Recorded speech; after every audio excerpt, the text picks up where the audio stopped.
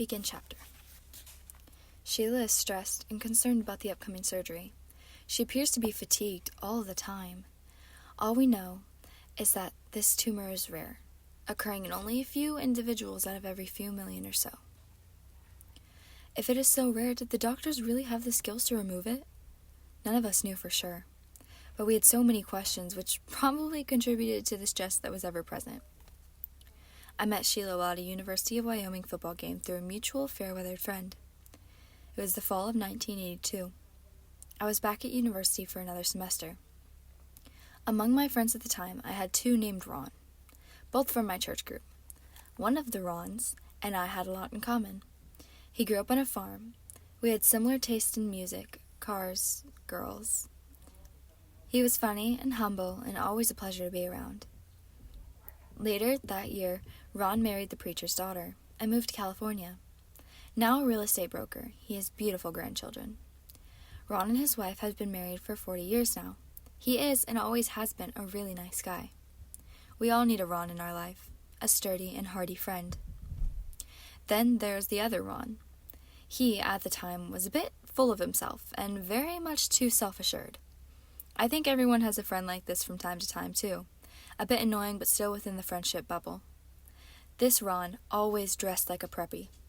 He would wear slacks and an expensive-looking shirt and always had a sweater draped across his shoulders, more as a fashion statement than for the weather. Ron was attending a community college in Cheyenne, and he had traveled across the summit to Laramie for a business majors convention along with other students from his college. Somehow, he talked me into going to a football game with him. I normally don't go to football games.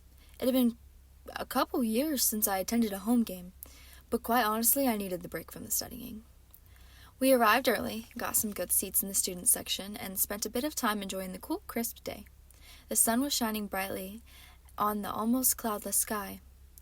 A slight breeze was blowing, and I recall enjoying watching the curious crisps of the clouds way up high racing by. It was jacket weather, and ideal for a football game. The last game I had gone to, I recall shivering, being too cold to drink coffee and watching snow swirl by the goalposts. I also recall feeling so sorry for the intrepid cheerleaders, trying to stay warm while making the crowd forget they would have been better off in the Arctic tundra. This weather for this game, by contract, was a welcome relief. Students were entering and climbing the bleacher steps, and many advanced to higher seats than the seats where Ron and I settled. A girl walked by. "Hello, Ron," she said. He responded with a pleasant comment. A group of girls would travel up the steps. "Hi, Ron," waving and saying, "Hey, Ron," or "What brings you over here, Ron?" I was dumbfounded. More and more individuals, mostly girls, were saying hello to this person that I didn't even go to college here. I was the perpetual University of Wyoming student. I had basically been in Laramie since 1977, and I knew no one. I responded, "Wow, Ron, you sure know a lot of girls here, and I don't know a soul." I said the wrong thing because Ron responded, and I didn't like what he had to say. "That's because you don't have the personality to attract women," he said bluntly. That's it, I thought. You little preppy buzzard. I'm going to ask out the next girl who comes up those stairs and says anything remotely like, "Hello, Ron." A slender young lady was walking up the steep bleacher steps. She had mousy, brown, curly hair and a cute smile. Her name was Sheila. She, too, was a part of the business group that had come across the summit for the convention. "Hey, Ron, do you think Wyoming will win this one?" she asked. Target acquired. My goal was to have Sheila say yes to a date with Ron as a witness. The game was on. Of course, Ron knew nothing about the game. It was being played out by me, the solitaire player. I planned to stack the deck, and I gladly waited to watch Ron eat his words, as Mr. No Personality got a date with one of his classmates. I waited for the right moment. The group of business students planned to meet at a local pub/restaurant after the football game.